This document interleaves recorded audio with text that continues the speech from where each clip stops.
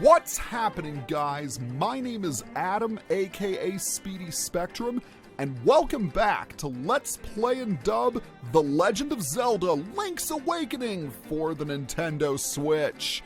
In the last episode, we did a lot. We got some secret seashells, learned the frog's Song of Soul, and used it to revive our flying rooster friend. With his help, we trekked up Tal Tal Heights, grabbed the bird key, and used it to unlock the 7th dungeon. And in this episode, it is time for us to fly with eagles, quite literally. When you are ready, walk up the stairs. Level 7, Eagle's Tower. Sadly, the Flying Rooster will not accompany us in the dungeon, and that is a shame. We're going to start things off by heading to the left, where we will be greeted with our old friend, the Wizrobes from the Face Shrine. Let's go ahead and equip some arrows. Just to reiterate, Wizrobes take 2 arrow shots. They also take 2 hits with the boomerang. And I forgot that blue crystal platform was elevated. So it looks like I'll have to go to the right instead. But if we go to the right, we will be promptly greeted by some blade traps and moving spikes. I feel so welcome here. Why did I walk into the spikes? Can someone please tell me that?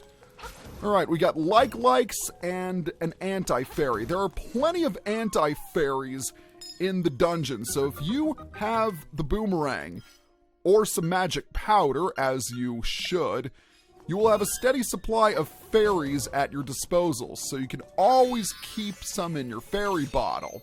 Now that we have a key, we're going to go ahead and unlock this door right here. But first, I want to quickly show something. I'm going to head back the way I came and brave the blade traps once again. Now, I don't really need to do this, but I just want to show something. The way things are, much of the dungeon is blocked off. Also, we have a new enemy, Gibdos. They are essentially mummies. Alright, let's walk through the previously locked door, then we're going to walk up the stairs. Eagle's Tower, in my opinion, is one of the toughest dungeons in the game, much for the reason that it has so many rooms. If you are going through this dungeon for the first time ever, you're probably going to find yourself backtracking a lot, and unnecessarily, I might add. And even if you do know where you're going, it's still a tough trek. Right here, we have something really important. This black orb has to do with the main gimmick of the dungeon. But we're going to ignore it for now, and we're going to grab and pull this switch or lever or whatever the heck it's supposed to be. When you do that, the 2 stones will separate, but you need to move fast because they'll come back together again very soon. In this room, we have a cracked pillar. You'll want to take note of any pillars you see, because they also have a part to play in the dungeon's main gimmick.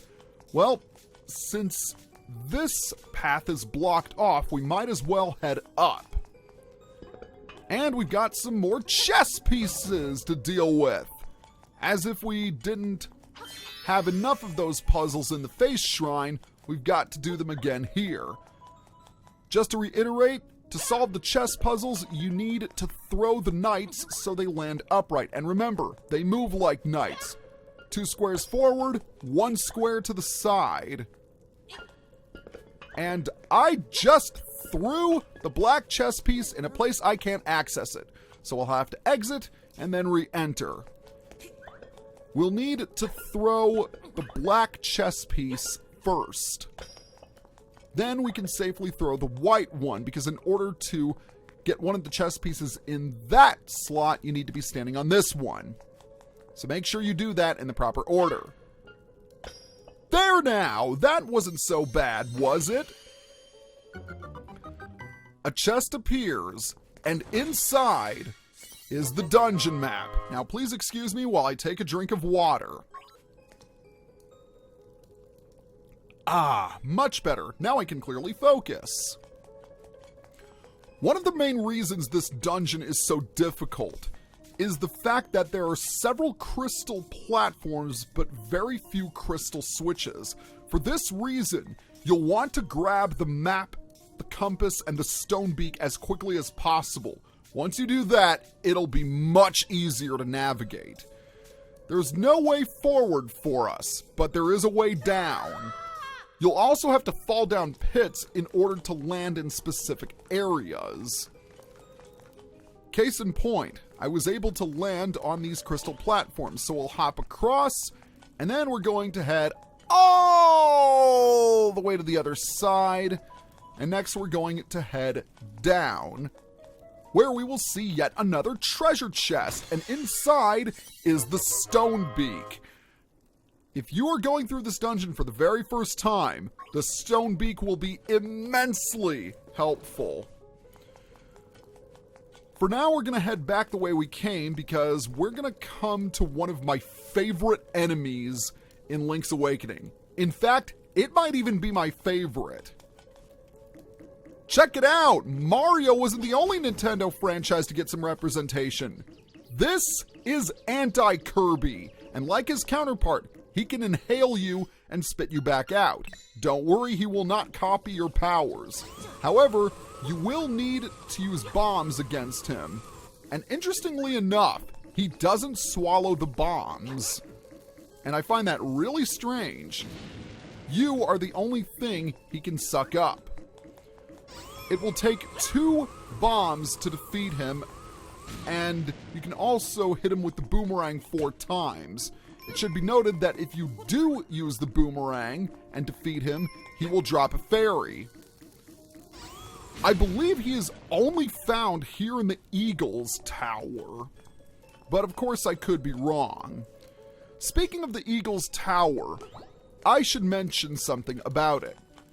As far as dungeons in Link's Awakening go, people either really love this dungeon or they hate it. And those who hate it will often complain that it's too difficult and that it's easy to get lost.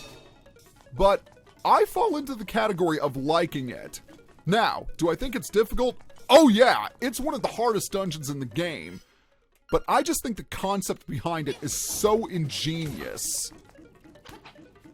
We're going to use the boomerang to defeat you because you are an annoyance. Speaking of annoyance, it's the return of Beamos. Once we find the dungeon item, we'll have a way of dealing with them. But for now, an owl statue. Jump off the floor above to reach the chest on the table. We'll want to keep that in mind. But back to what I was saying about the Eagle's Tower's design. Those who love it really love the concept behind it because, first of all, the Eagle's Tower, along with Key Cavern, is one of the only dungeons that has more than 1 floor. I really love it because it's the first dungeon in Link's Awakening that really makes you think. It really makes you think as if you were in a 3D dungeon, and I am just getting nailed by that Beamos. I'd like to think that the Eagle's Tower set the standard for 3D dungeons in terms of exploration and puzzle solving. Alright, back to adventure here. We'll definitely need to take care of this anti-fairy because I lost a ton of hearts courtesy of those Beamos. And now that the crystal switches are down, or rather the blue platforms are down, we can safely push this rock down and head to the left where we will explore another section of the 2nd floor. Alright, we've got 3 of a kinds. I want to see if I can stop them on hearts, because if you stop them on the heart symbol, something rather special happens, and that was a fail. Let's try that again.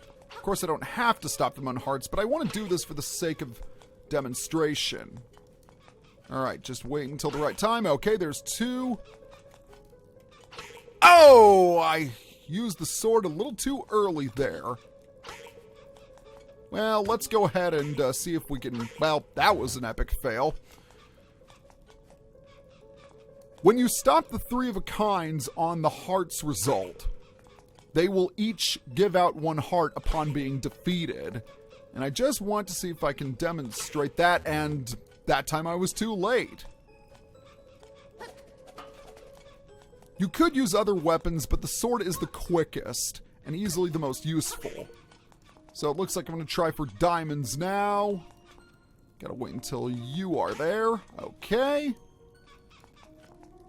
There we go, at long last. Well, if all 3 of them land on diamond, you get some rupees. So that's pretty nice. I actually forgot about that special ability. Alright, let's open a chest and grab the compass. So now we can find the treasure chests, and I have no idea why I'm speaking in a French accent. A really bad French accent, I might add. Let's head down, and we meet some more Peahots, as well as a mini Moldorm. And this is also the only place in the entire game where you will find Goombas above ground. Rather cool. Oh, and also the return of Anti-Kirby. With the blue platforms down, I want to head all the way over here because there is absolutely nothing!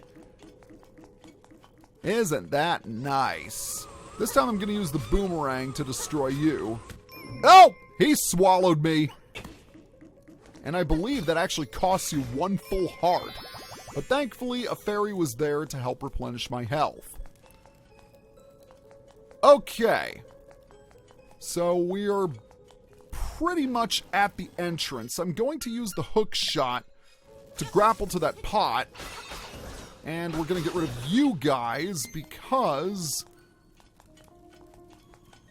with the path cleared, now we can head back up the stairs. The first staircase we saw in the dungeon. Now, if memory serves, there is a treasure chest up here, and a rather important one. Alright, open the treasure chest, and grab the mirror shield. You can now turn back beams. The mirror shield. Without question, one of my favorite items in Zelda history. By the way, this is what that owl statue was referring to earlier. The fact that we needed to fall down from above in order to get to the table. And now that we're on the table, we get the small key. But there's also another chest that was on high ground. And I think once I collect it, I might end the video. But for now, we need to find a way forward. I'm going to quickly check my map. I think I'm actually going the wrong way. Yes, I am. Alright.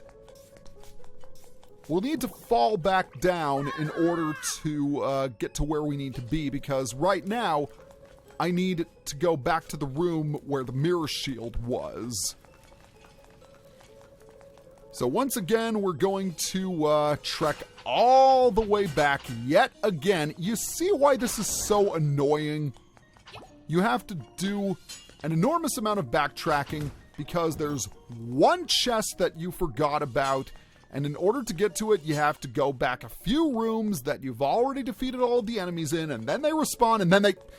I'll stop complaining now. Oh, good.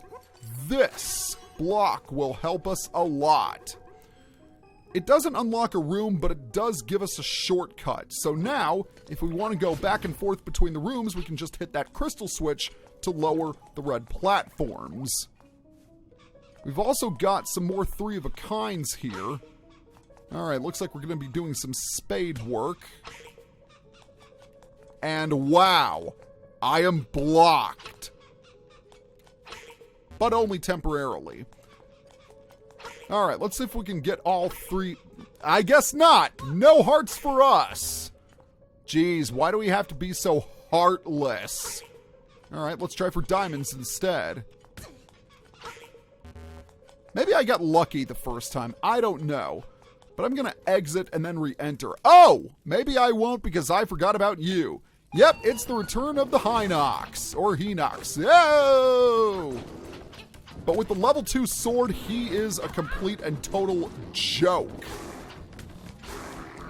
See, it only took 3 hits. That's rather pathetic. And with that, we are rewarded with yet another small key. But first, let's grab the fairy, and then grab the key. Alright, back to the 3 of the kinds. Let's try for hearts again. Alright, there's 1. Actually, no, we have 2 right now. Ah, that's the way to do it. Yes, with 3 hearts, they drop 3 hearts. Unfortunately, there is no way for us to access that treasure chest. We'll have to come back here a little later. For now, I think we're actually going to end the video because right now I'm at about 16.5 minutes. So, next time on Let's Play and Dub The Legend of Zelda Link's Awakening, we are going to finish the remainder of Eagle's Tower. I hope. See you guys next time.